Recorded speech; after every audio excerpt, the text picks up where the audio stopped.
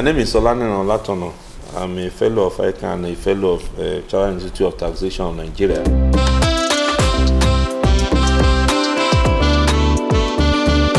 And I came on board in November 2022.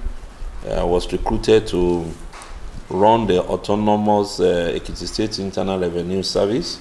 And at the time I came on board, we were struggling to do 650 million. Sometimes, occasionally, we hit 700 million. But at least last month, we were able to do 1.6 billion. So we have almost tripled what we were earning before I came.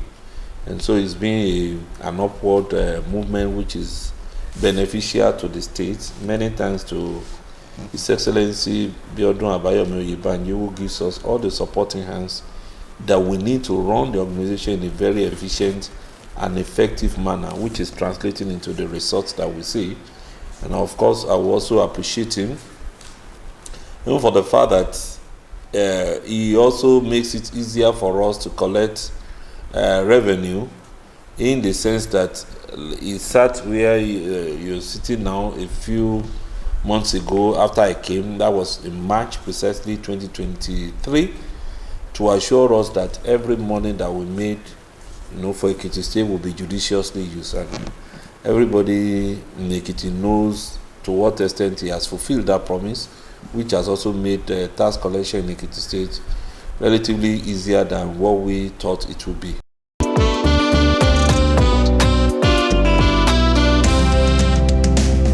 Different stroke for different folks. Now, different administration were not as autonomous as we were. That means they will see collecting salary from the civil service. It was civil service denominated more. But now, when we talk about autonomy, we are talking about having freedom to recruit whoever we feel is competent to handle the work, to call on professionals to say, okay, this is the way we want to do it. And of course, that means that what if we don't earn enough, we will not be able to pay salaries, pay our own salaries. So it's a sink or swim kind of situation. So we are therefore motivated to think about how we can increase the IGR. And of course, the previous administration also did not leverage on technology the way we leverage on it now. We make use of technology to make tax payments easier for the people. People can pay from the comfort of their homes, and they don't need to come physically to the bank, and that's helping a lot. And then we have also initiated quite a lot of things to make it easy. We are always reinventing, engaging the taxpayers, also explaining, sensitizing them. And our approach also have a bit different. We've been much more professional, approaching things from, okay, what is in need? How do we ensure that there is ease of doing business, and at the same time that the IGR of the state moves up? And another one is that when you recruit people from the civil service, people that already are target driven, it becomes easy for you to say, this is what I expect you to achieve. If you get this, I'll give you this. So that incentive also is very crucial in helping us, because once you achieve certain target, you are able to get incentive.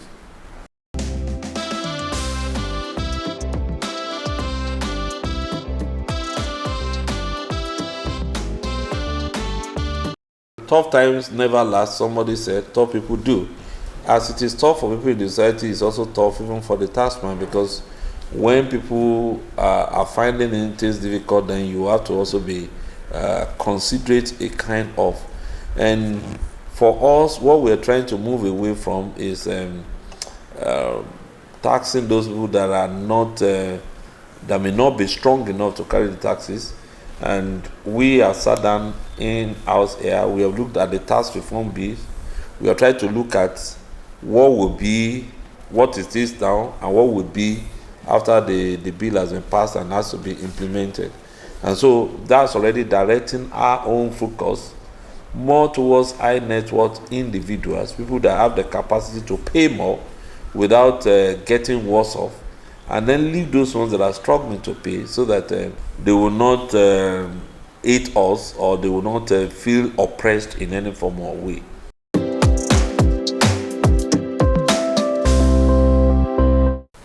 There has always been complaining about tax. In the Bible, we read about taxation matter.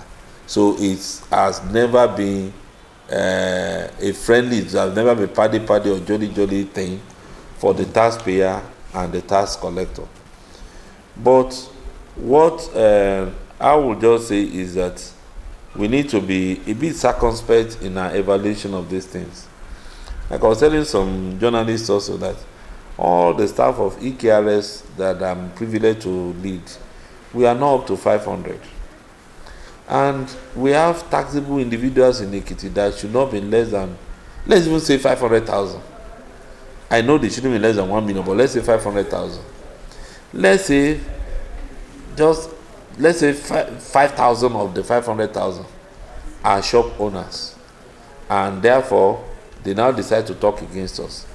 The society is going to hear their voices louder than our own. And many of them also don't know that there's a difference between what is collectible by the federal government, what is collectible by the state government, and what is collectible by the local government. So people mix it up. And if you think that your rates, you are being charged something that is enormous, the law allows you to object and say, look, I shouldn't pay up to this. But quite a number of our people don't even have records. Because when you say, I shouldn't pay more than 10,000 and you have charged me 50,000, I shouldn't pay more than 10,000, then the burden of proof is on you to show us that your earning is so low that the 50,000 is not warranted. How do we get about that? Give us your bank statement, give us evidences of your transactions. But many of our people don't keep record, and of course when you don't keep record, automatically you come under what we call presumptive tax. Another presumptive tax we can assess you on what we call a principle called pest of judgment. Okay, I look at you, you're looking beautiful, I look at what you're wearing, I look at the car you are driving, I look at the kind of accommodation where you are staying. So if you are driving a big car, you are staying in a very big house in a GRA, where I know the annual rental value will be in the realm of 5 million. And you are saying you cannot pay 50,000 as your tax for the year. I wonder. And so, but people, rather than engage, write us, find out why am I paying that one. Some of them just resort into cheap blackmail, which by now more people in Ekiti should know that we don't fall for that. If you have a genuine case, we look into it. There have been some individuals that say, look, business is not going on as before, and we evaluated. Look at the school, for example. We evaluated how many number of pupils did we see last year. We saw 300 pupils last year, and this year we are seeing 200. Equity demands that we don't burden you as we asked you to pay last year, so we give you some concessions. And of course, even some will say, look, I know I'm liable, but I can't pay everything at a go. We give them opportunity of spreading their payments over 2-3 months.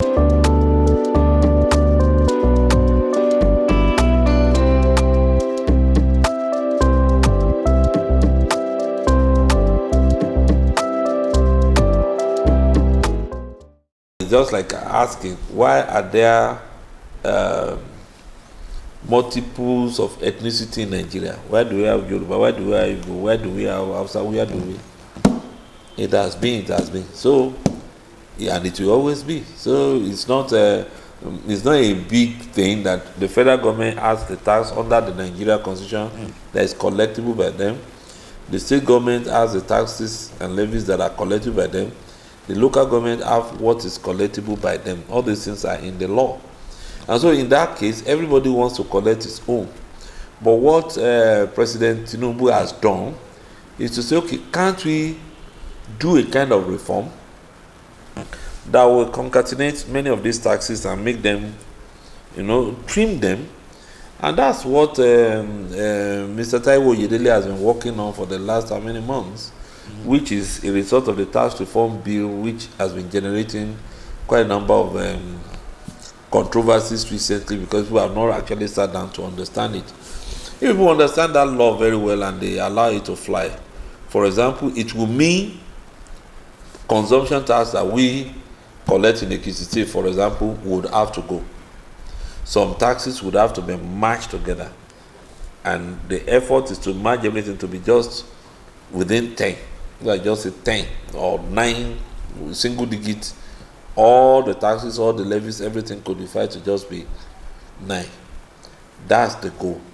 But the argument back and forth is a bit worrisome, because in my considered opinion, we should have passed the bill now, and anyone that is found not to be working, we can always do amendment. So until that bill is passed, we may not be able to tell the local government that don't collect the shop rate that is theirs to collect under the constitution. Neither can we tell the Federal Inland Revenue Service not to collect company income tax, which is under their jurisdiction. And they can also not tell me not to collect a personal income tax, which is under my jurisdiction. So it's as simple as that.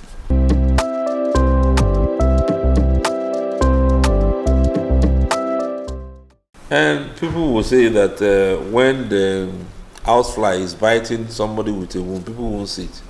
It's when the person that is they are biting now decides to say, okay, enough is enough, that everybody will see it.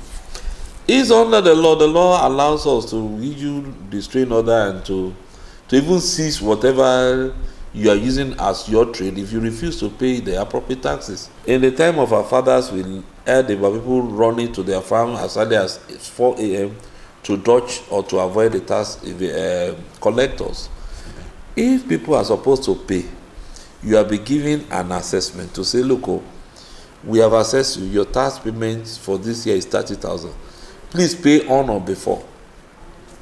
And in the assessment, we always put it there that in case you want to contest it, you have 30 days to write to us to say you don't agree with what you have been assessed. But people will not. They will take some of the tax and they will tear it. But we already have the evidences that yes, you have been served. So after 30 days, if we don't hear from you, the law allows us to use something to attract you. And so what we do many of the time was that, okay, let's go and seal the shop. But we realize that anytime we try to do it during the day, it always leads to fighting. People want to say, no, you can't seal my shop. So we go in the morning hours of the day to seal it so that the taxpayers will now come to us and discuss and say, okay, yeah, we wrote you, why didn't you respond? And then they will now know, okay, we'll pay this, we'll pay that, and that's it.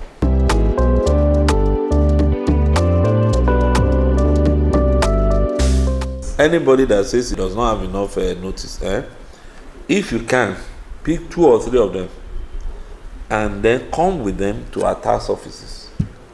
Any of our tax offices. Anybody that says, they didn't give me no notice, come with them to our tax office and ask any of our tax offices. I'm not going to tell you go to this any. They will show you the evidences. So I have had more than enough blackmails and what have you that I know, and by the time we table our own case and before independent parties, you realize that you will blame them at the end of the day.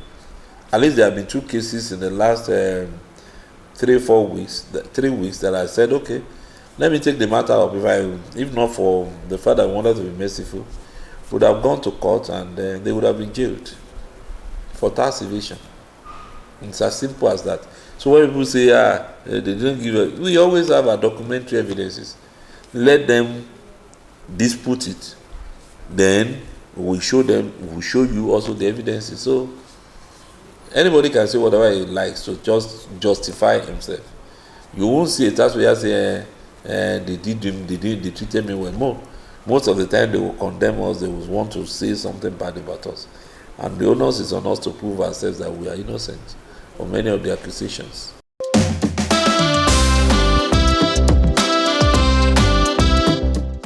We have said it earlier on that we are autonomous. We run like a private organization. We are in the business of collecting revenue on behalf of Ekiti State Government. Ekiti State Government has handed over, and it's like, you are my consulting arm. Get this revenue for me.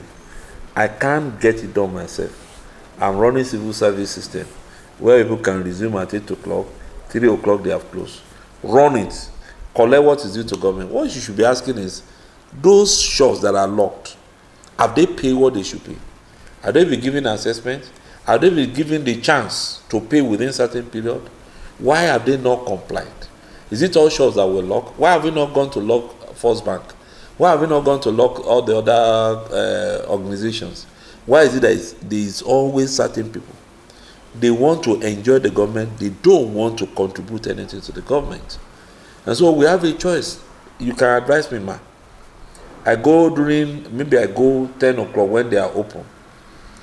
Maybe out of 10 shops on a row, only 2 have complied. And I want to lock 8 shops. And then they now decide to beat my people. And we always go with policemen armed and some other security personnel. So they now begin to fight our men. Now there's a shootout. Now somebody gets wounded. Would you have preferred that than to tell the criminal who fails to come and pay his tax to lock his shop so that he will come? Which one? Look, we need to wake up in Nigeria. Tax evasion is a criminal thing. It's a criminal offense. So those people that are saying we lock their shops, we are getting to a level whereby if you don't do what you are supposed to do, we will take you to court. It's not supposed to be just locking the shop. It's supposed to be to serve court order against you. By the time you now hire a lawyer, you will realize that the 10,000, 12,000 they're asking you to pay is nothing compared to what you pay lawyer or you pay tax consultant. So we've been extremely lenient with the people because we understand the environment. Let people do the needful. You collect the document, do the needful. And I must point it out that in my experience here, I've seen a kind of funny age distribution. People in their 70s, people in their 80s, they don't struggle with us. They receive the bill. Some of them will write us, oh, this withholding tax, I'm the owner of my house.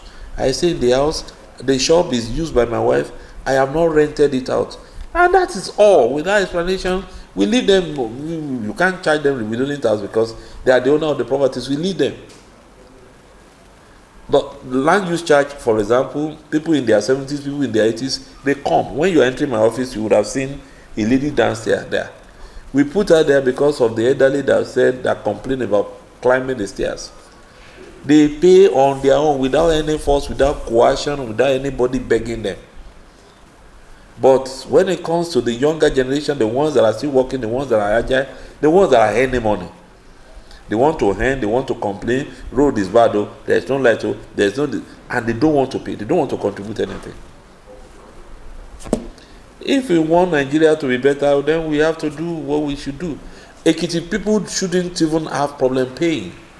The whole people, pensioners will come, they say, for the first time, oh, we are getting this, oh, we are getting this, oh, our pension is paid, oh, blah, blah, blah, blah, blah, blah.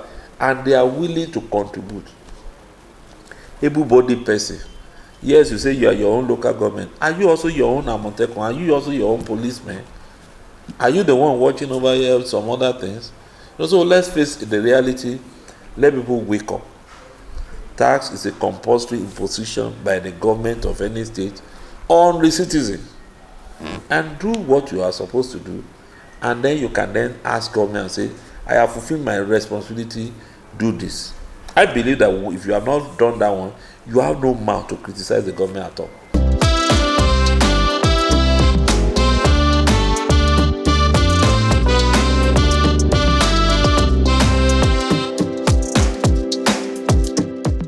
That's allegation.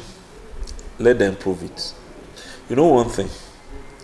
Anybody that feels we have been oppressive has a right to take us to court. Do you understand what I'm saying now? But I'm amazed. I've been there for more than 2 years. Why is it that not one of them has been able to take us to court? If they know Ekiti people, fountain of knowledge, as brilliant, as intelligent as people are, they have the right. Let them take us to court. Why are they not taking us to court? They prefer to take us to the court of social media. Let them go to court and say, I have been oppressed, so.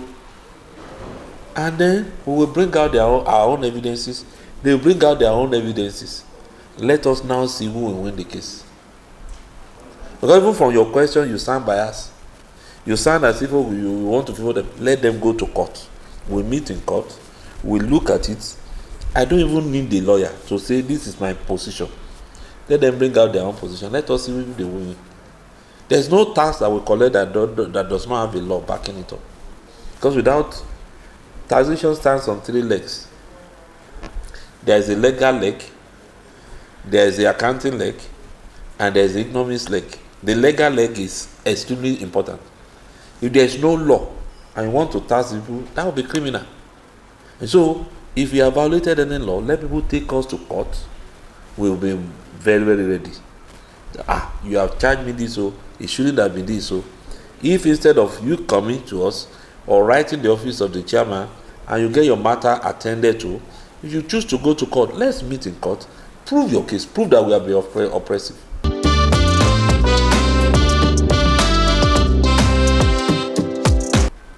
People can choose whatever they want to say.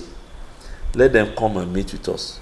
We talk to people in Yoruba, we talk to people in Ekiti, we run adverts on radio, we do all manner of sensitizations, we write to churches, we write to mosques. People will still violate, and when they violate, they will now say they have not seen the effect. What is the effect you want to see?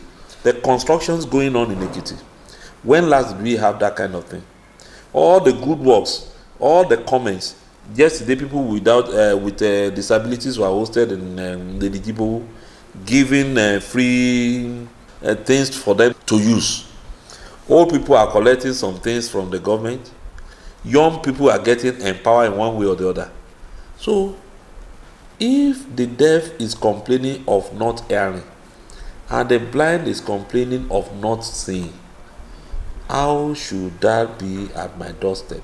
It will be sheer hypocrisy for anybody stay in Ekiti to say he doesn't know what government is doing. If PDP as a party, I'm not a politician, I'm not into politics, but if it's a chieftain of PDP like former governor Yofayoshe, he say, this governor, now well done. If the major person that they contested together, former governor Chief Shegoni, you say, Bow, you are trying. If any other person is now saying that he's not doing well, I don't know where that person is getting the verdict, because those that should be in opposition are saying well done. So if you are still under those people in opposition and you are saying he is not doing well, I mean, you may have your own data. Come and show us the data. Let's go through it together. Let's debate. Politics is all about debate. You say your own, I say my own. We know who is making point and we know who is not making point. It's that simple. I'm never afraid of people asking questions or people say I disagree with you. I disagree with you, but please be civil enough to tell me the basis of your disagreement with me. That's all. So if you are saying that, what is the government doing? Okay, let us remove the government for a while, and then you will know whether government is doing something or is not doing anything. The child that says that they are malprepared by his father is not good enough. He has a mouth to say that, but he possibly may want to know the history of how his mother left the house. People of the fountain.